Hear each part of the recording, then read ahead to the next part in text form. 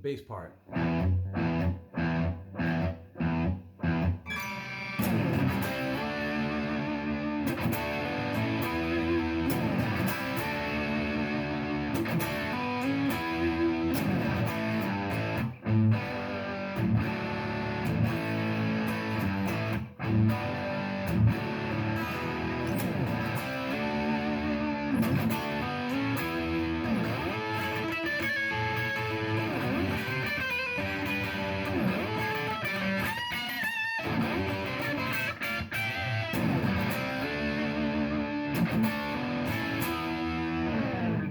All right, a little bit of Running with the Devil there, and a lot of bit of sloppiness.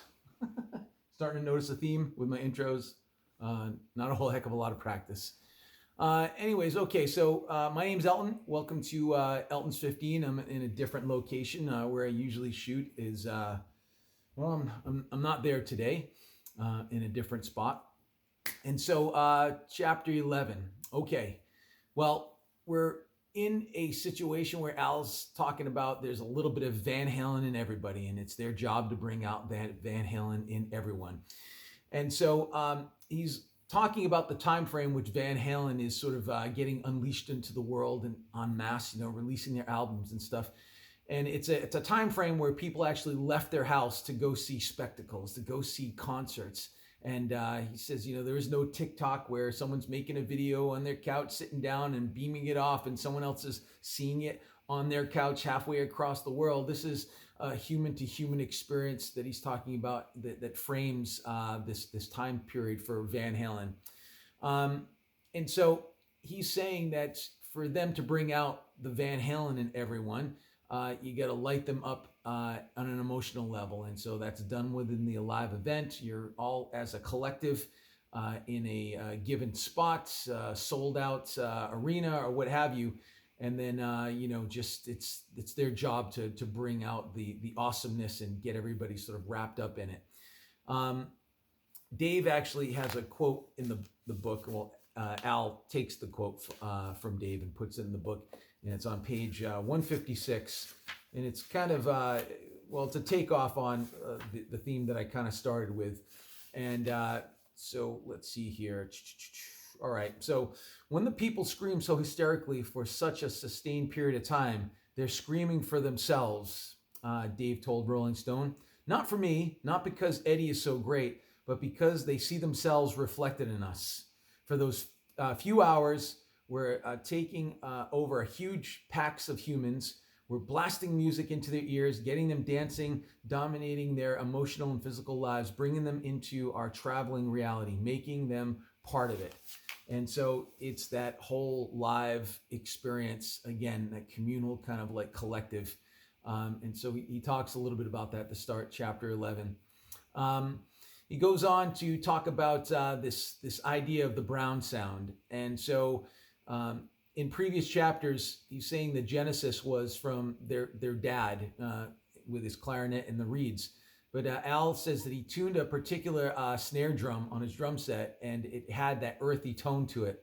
And that Eddie Van Halen continually likened Al's sound on his snare to how he wanted to portray his guitar sound, getting this Brown sound. And that if you know anything about Eddie Van Halen and his playing, and particularly later on in years, from 84 through until he passed away, he was always chasing tone, as he says, that search for that elusive sound. And he usually would make the comment that it was the Brown sound that he was after, the earthy tone, kind of like Al's snare. And then Al, of course, dated his tone back to his dad. So it's this lineage here. He also talked about how Ed had bought a Wurlitzer keyboard in a pawn shop in Detroit. And it is through that the birth of And the Cradle Will Rock will spring from. At this point, album-wise, it's the release of Women and Children First. And In the Cradle Will Rock is one of the bigger hits off of it. And it almost sounds like a guitar. He plugs in this keyboard into his guitar amplifiers, these big Marshall stacks. And so with a little distortion on it. It sounds very much like a guitar. If you listen closely, you can hear that it is a keyboard, but it does sound very guitar-like. And it's around that time that they're really liking the way the song is starting to kind of present itself. So they just have the opening part, if you know the song. I'm doing a terrible impression of it, but it's this flanger effect on the keyboard that kind of breaks in. And they said they played that for like 2 weeks, and they were chasing what the next chords would be. And then finally they arrived, and well, the song was then complete, but it took a while. It took a couple weeks, and I was jamming on those intro bars there. And he likened to chasing a song as, don't stop, continue to go. It'll eventually, as I said, reveal itself. He brought up sort of famous painter or sculptors, that, paintings and sculptures and all that kind of stuff are there. It's up to you to kind of like try to dig them out. And that only comes from just continually going after it and not stopping until it's realized itself. That you are there to catch them, that they're in the atmosphere and the cosmos, and you got to grab them. They're available, but you got to do the work to be able to trap them or catch them. And so Women and Children First. It's the first Van Halen album. It's the third one. It's the first one to not feature any covers.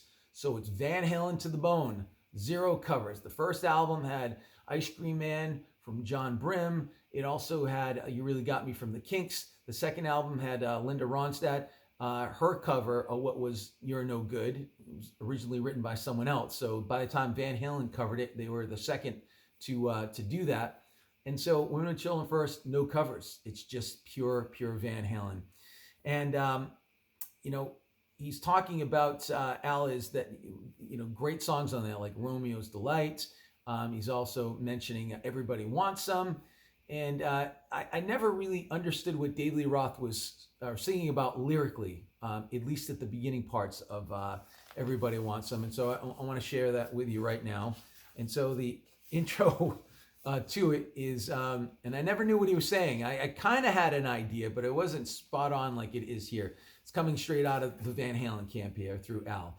So I took a mobile light looking for a moonbeam. I can't even tell you what I thought that lyric was. Something I'm looking for. I knew the moonbeam part, but I didn't know what the beginning part was. I took a mobile light looking for a moonbeam. You stand in line, get lost in the jet stream.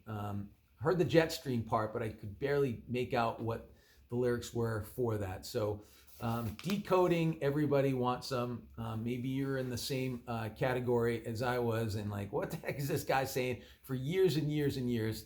And here now just having it finally decoded. Pretty cool. All right. Then as far as them recording the album, Ted Templeman wanted David Lee Roth in the vocal booth while Van Halen was playing the songs live in the studio. He must have picked up on the fact that friction between the Van Halens and David Lee Roth paid dividends for sure. Al says it's kind of like having the big bad wolf in the room with you. That friction creates heat, and then from there's the fire, and then the magic of Van Halen. Al mentions that the album was actually finished in Paris, France. Didn't know that at all. That's new information to me. Ted Templeman was over in France taking care of some business, and he flew the boys out on the Concorde, which is the fastest plane at the time. Al said that he and Dave had thoughts of recording the sounds of the Concorde's engine on the way there and somehow sneaking onto the album, but that never came into fruition. But I thought that was an interesting thing. He said that they had a lot of fun while in Paris because they weren't recognized. So with last chapter, it's talking about how he and Ed were having a difficult time because they couldn't go to the stores, couldn't do much of anything because they were recognized and people would chase them down, and how it really forced them to change the pattern of their lives. But in France, nobody knew them. So it was like, hey, we're back to being normal. And I guess they really relished that fact. And it's around this time that they're starting to really, I guess, pay a little bit more attention to the way that they dress. I mean, it seems that they had for the first 2 albums, but this they let Dave sort of take more of a lead in this. And so more glitter, a little more feminine, and Al references the suit that Ed was wearing on Women and Children First, this pink sort of jumpsuit. And he correlates that to a direct relationship with Dave's influence on the band. They had a very famous photographer, Helmut Newton, come down and shoot the band photography-wise. And Al was very unsure of the direction that Helmut was taking the band because, well, he is a respected photographer, and the record label's paying him thousands of dollars to do the shoot, and they're in front of a chain link fence, like chained to it. And what the heck, where's this going? Anyways, he says that it seems as though Helmut Newton got somehow influenced by David Lee Roth, because Dave's like, we need more chains. So he sent the rest of the Van Halens, Edward, Alex, and possibly Mikey, to the hardware store to go get more chains. And it was during that time that Roth was able to get Helmut to shoot him solo. And that was not going to fly with Alex Van Halen at all. We're a band. You're not a solo act. No way is this going to happen. And so that was a little bit of a sticking point.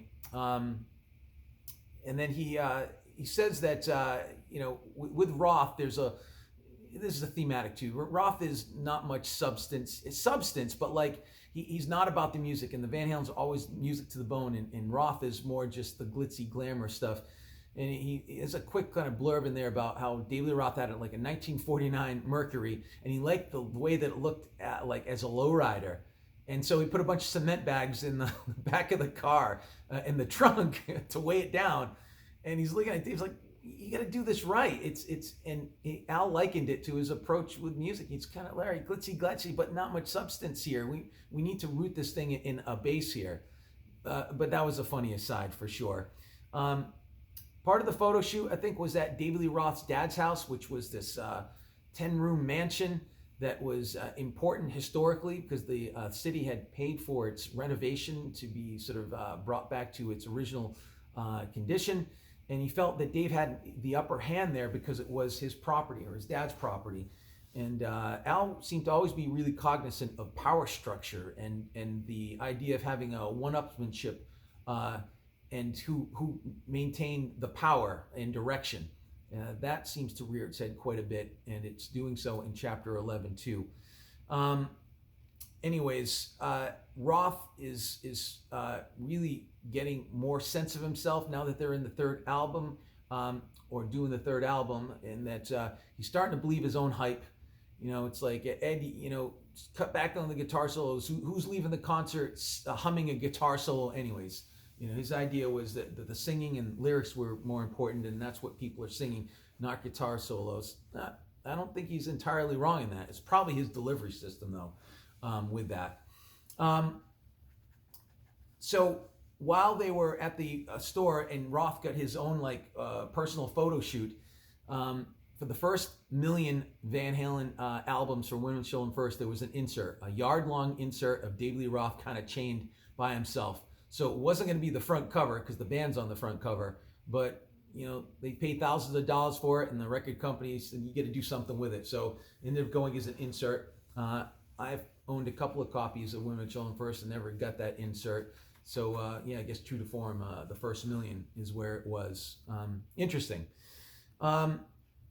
He brings up Led Zeppelin a lot, and he certainly does in chapter 11, in that Peter Grant, the manager of Led Zeppelin. Listen, if you're going to interview or shoot Led Zeppelin, you get them all or you get none of them. And again, that's kind of like Alex, high water mark. It's Led Zeppelin all the time. And so the non-fracturing of Van Halen. Listen, we're all a unit. None of this singularity stuff. Keep everything together. Again, thematic. Women and Children First went gold within the first week. They started what was called the World Invasion Tour. And they enforced or had the acronym WDFA. We don't. You can figure out what the F is, and around is what the acronym stood for. And that was printed on Backstage passes. No mediocrity with this band. It was like, listen, if we're going to go after things, we're going to go after things 100%. And he mentions Van Halen 3, of course, which was released in 1998 with their third singer. And he sends, within this construct of just talking about the third album, he mentions Van Halen 3 with Gary Cherone, but it doesn't mention Gary Cherone's name. He says, listen, if we're going to fail, we're going to fail with, like, you know, giving it our all. And he says, Van Halen 3, I'm talking about you. So maybe that's the only time he'll refer to Van Halen 3. Anyways, so brown M&Ms. Okay, the big story. Van Halen was notorious for this. So the idea is when you go on tour, you have what's called a contract rider. And that rider essentially outlines a whole bunch of things, including the band's wants. So Backstage, we need this many water bottles of this particular brand. We like this kind of potato chips. Oh, and by the way, M&Ms, absolutely. Remove the brown ones. Yes, I'm sitting down on the ground. I'm in my house in location right here. So that's my name. And so with the idea of the brown M&Ms, it was to see if the venues are paying attention to the particularities, not necessarily the fact that there are brown M&Ms in there and they don't like brown M&Ms. They didn't mind brown M&Ms. But brown M&Ms, if they would see them backstage, they knew that the venue was not reading the contract in detail. And so what are the details? Well, at the time, Van Halen had one of the largest sound systems and one of the largest light systems. Their stages were heavy as can be. And if they're brown M&Ms, they're probably not reading about the proper amperage. They're probably reading about not reading about how much the stage weighs, and that plays into the story in a second.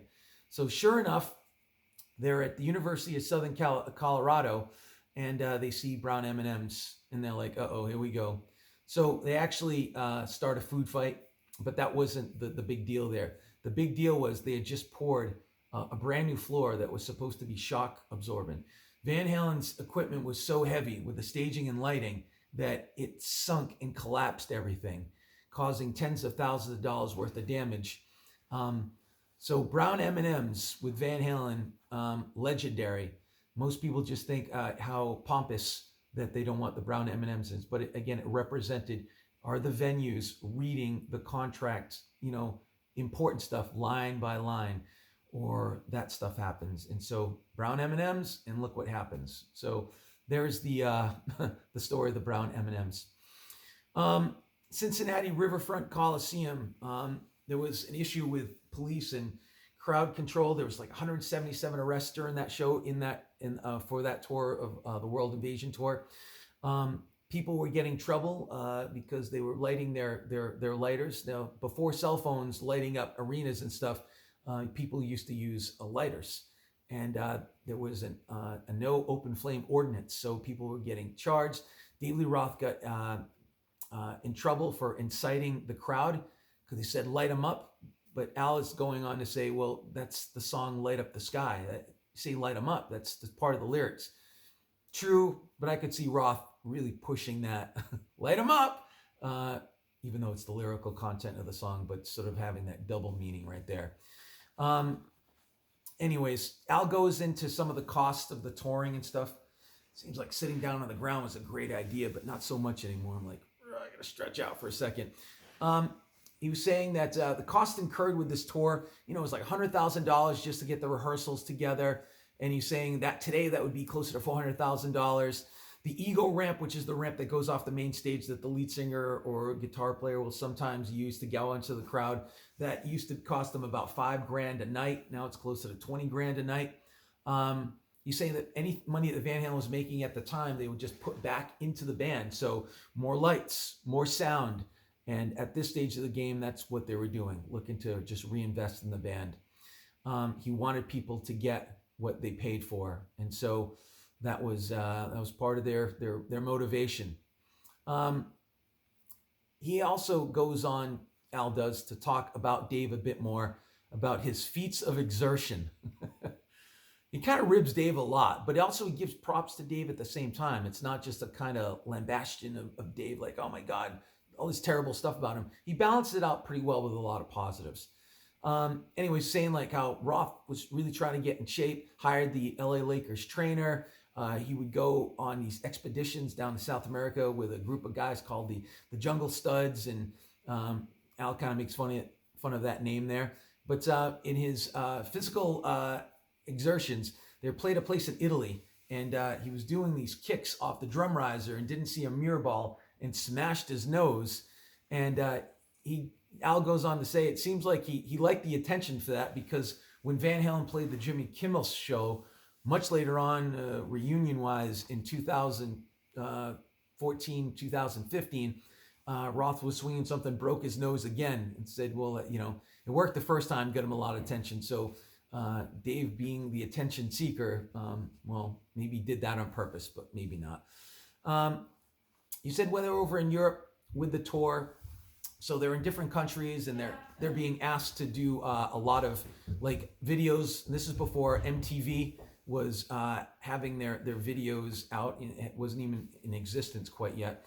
And so, and Al gives credit to the Europeans for trying to get video stuff before MTV was out there. So in Milan, they're doing a video for a song called This Is Love, which is actually on the next album. So this is out of sequence a little bit. And so they're asked to play outside with a bunch of life-size dinosaur figures, and there's actual film footage of it there. They also do a song called Loss of Control, which is on Van Halen's third album, Women and Children First. You're hearing a door in the background. I think my daughter's taking care of the dogs right now. The price of being inside and doing this. Where was I? Oh yeah, Loss of Control.